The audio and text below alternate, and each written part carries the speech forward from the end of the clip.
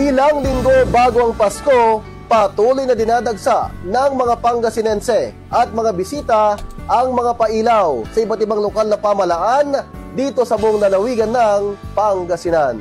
Hindi na magkamayo ang mga tao sa pagdagsa bata man na matanda dito lamang sa may town proper ng Santa Barbara, Pangasinan, kung saan makikita ang mga pailaw at dekorasyon na inihanda ng lokal na pamahalaan para sa kanila. Sa ngayon, dagsa ng mga tao umpisa pa lang ng holiday season at inaasahan na sa buong buwan ng Disyembre ay dadagsain pa ito ng mga taong bibisita. Nang sa galing makita nila ang mga pailaw at dekorasyon dito lamang sa may town proper ng Santa Barbara. Welcome to the Puto capital of the Philippines. Dito po sa bayan ng Calasiao, mga idol, na kung saan dito po sa bayan ng Calasiao ay formal na nga pong binuksan ang kanilang taunang pailaw o ang tinatawag na silaw-silaw in Pangasinan, mga idol.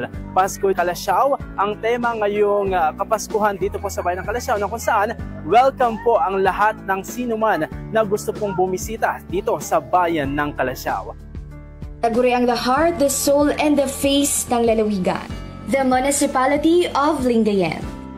At ating tutunghayan ang Christmas lighting ceremony ng bayan.